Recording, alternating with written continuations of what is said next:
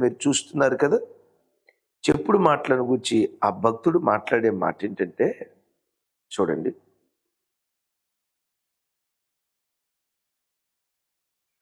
కడుపులోకి వెళ్ళిన విషయం ఒక మనిషి జీవితాన్ని మాత్రమే నాశనం చేస్తుంది. కానీ చెవిలోకి వెళ్ళిన విషయం ఎన్నో బంధాలను, అనేక జీవితాలను నాశనం చేస్తుంది. అందుకే తప్పుడు మాటలు చెప్పటం ఎంత తప్పో, చెప్పుడు మాటలు వినటం కూడా అంతే తప్పు. అంతే తప్పు అనే కంటే కూడా అంతకంటే ఘోరమైన తప్పు. విన్నారా? కడుపులోకి వెళ్ళిన విషం ఒక్కడినే చంపుతుంది. ఎవడి కడుపులోకి విషం వెళ్ళిందో వాడే చచ్చిపోతాడు. కానీ చెవిలోకి వెళ్ళే విషం ఉందో చూసారా? చెప్పుడు మాటలనే విషపు మాటలు ఉన్నాయి చూసారా?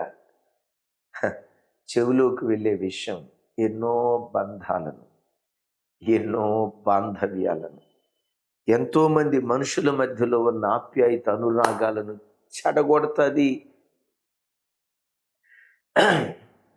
దేవుని వాక్యం అంటుంది. దైవజనమా, చెప్పుడు మాటలు ఎంత ప్రమాదకరమైనవో చూడండి. ఇందాక నేను చెప్పే కదా, చెప్పుడు మాటలు భలే ఉంటాయి. దాన్ని గురించే సామెతల గ్రంథంలో ఓ చక్కటి మాట రాసి ఉంటుంది. చూడండి, ఆ మాట కూడా సామెతల గ్రంథం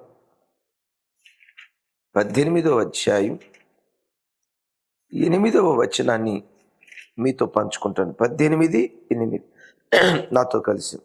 కొండెగాని మాటలు రుచిగల భోజ్యములు, అవి లో కడుపులోనికి దిగిపోవును. విన్నారా? కొండెగాని మాటలు రుచిగల భోజ్యములు, అవి లో కడుపులోనికి దిగును.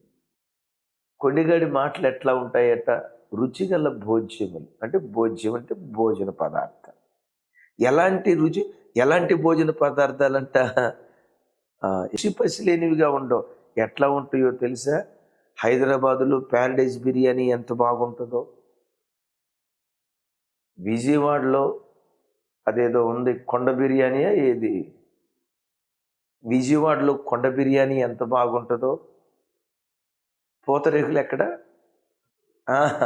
ఆత్రేయపురం పూతరేకులు ఎంత రుచిగా ఉంటాయో, కాకినాడ కాజా ఎంత రుచిగా ఉంటుందో, మాడుగుల హల్వా, మాడుగులేనా, బాడుగులో ఏదో మొత్తానికి మాడుగుల హల్వా ఎంత రుచిగా ఉంటుందో నేనంట. వాటికంటే బందర్ లడ్డు, బందరోళ్ళు మా బందరు చెప్పలేదే అనుకుంటారు వాళ్ళు ఇక్కడ.